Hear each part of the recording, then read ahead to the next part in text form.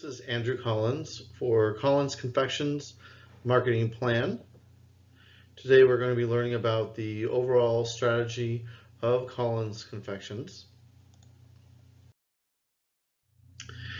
In our executive summary here, we have uncovered that the new product line that Collins Confections is coming out with is an at-home line of holiday baking kits. It's going to be fun for everyone. There are going to be higher quality ingredients. That way you can really truly see the difference between the Collins Confectionery and your standard run-of-the-mill that you would find at your major grocery chain.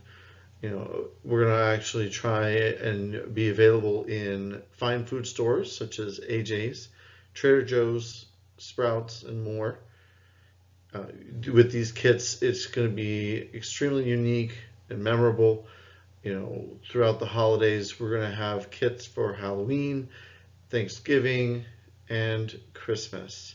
We're pretty excited about it. It's going to be a whole new product launch, and we're going to look at this even further.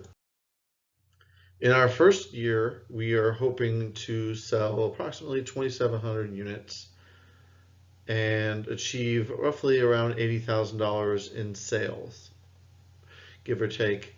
Second year, goal of 5,000 units sold, and in the course of that second year, hopefully achieve 150,000 plus in sales. That's pretty lofty goal, but the holidays, they're pretty exciting, as well as a chance for unique seasonal items that are just not available any other time of year. You know, with the current marketing situation out there, you have pretty much three main categories: chocolate, sugar, which also includes non-chocolate items, and gum products. With Collins Confections, the main ingredient and others are sugar or substitutes. One of the unique things that is going to stand out for Collins Confections is that we're going to incorporate superfoods such as pumpkin seeds, flax seeds, walnuts, different kind of variation, giving it that healthy ability. In addition to, of course, chocolate. Chocolate is packed with antioxidants. It is actually considered a health food, due to the antioxidant properties that it does come included with that. Just to give you some facts here, $27.72 billion spent on salty snacks in 2017, $20.96 billion spent on candy, and it's actually expected to grow to $38.1 billion by 2020. That's 20% growth per year, and businesses such as Collins Confections and others are spending a good amount of their marketing portfolio. 70% of marketing budgets spent on confections. Right now, Collins Confections looking to market their kits at $29.99 per unit.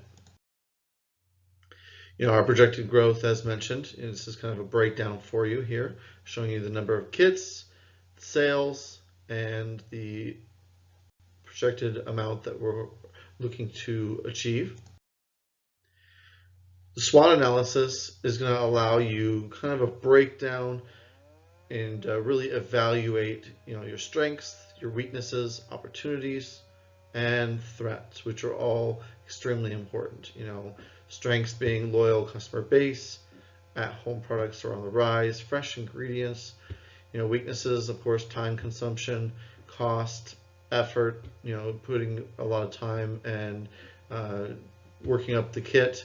Opportunities, of course, market to families, healthier food, as I mentioned earlier, with the increased quality ingredients. Threats, of course, the larger grocery chains that are already in existence. Bigger companies can lower their costs, whereas specialty stores such as Collins Confections do tend to have a disadvantage in that. Competitors have more ability to display their products in a larger format due to shelf space. Another thing that is important to look at with Collins Confections is the objectives and issues. Our first year goals, as mentioned, is roughly 2,700 kits, 80,000 in sales. Second year, 5,000 in kits, 150,000 plus in sales. Big issues, of course, brand awareness, pricing, grocery stores, as we briefly discussed. Really, marketing strategy, it can be easy as pie when you think about it. Marketing strategy includes engaging with your customers, creating that value, building those relationships through the community, brand awareness through the online marketing and face-to-face, word of mouth, of course, those high quality ingredients, which we're so proud of.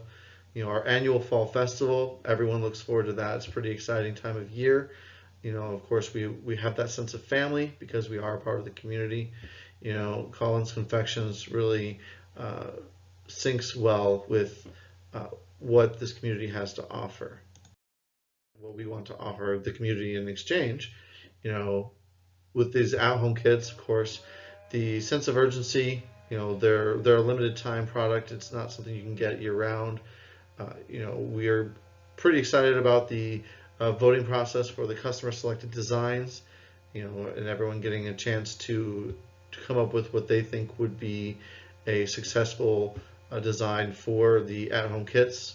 Of course, the winner receives a free at-home kit, which is pretty fun. And since we're local, we support the local economy. Your dollars aren't going elsewhere, and that's really important this day and age. Some of our action programs here, what's happening, of course, marketing, ingredient purchasing, fall festival, vendors. When are we going to get all this done? Of course, as you can see here, July through December, we have our layout, our planning in July, design and implementation in August, purchasing everything in September. October, of course, we got our fall festival and the initial Halloween kit launch, which we're pretty excited about. November, of course, you have Thanksgiving. Everybody loves Thanksgiving. That really means family. Of course, we're also going to do our early Christmas kits, and then, of course, more sales of Christmas kits throughout the remainder of December.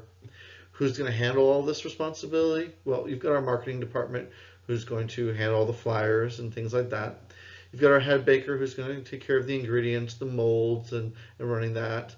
Of course, our Collins Confections general staff is going to help take care of the fall festival and make sure our customers are taken care of, and the owners are going to be there to just really help out.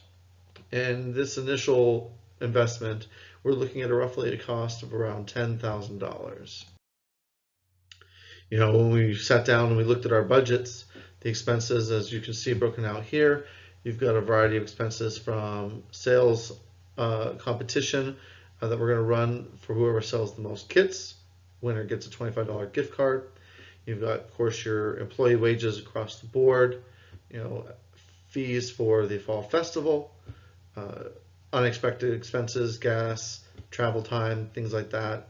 Of course, all the ingredients, packaging, and molds, which puts you to roughly around grand total of $12,000, slightly higher than we originally expected. Break-even point with that said is roughly around 401 kits of the projected 2,700 kits that we're looking to sell. That comes out to about 134 kits per holiday.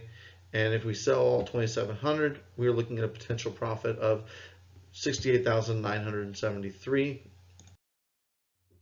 And of course, you have your controls. It's important to have control measures. You make sure that the product is quality. Your brand image is on point. You make sure that your awareness is getting out there.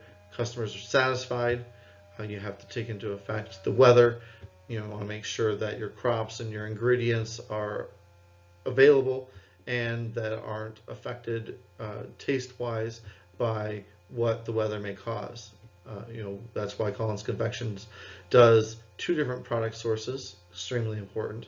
And of course, we have to make sure that we are keeping track of the industry and competitors and seeing what others are doing. That's going to allow us to make sure that we stay competitive and provide you, the customer, an extremely great product.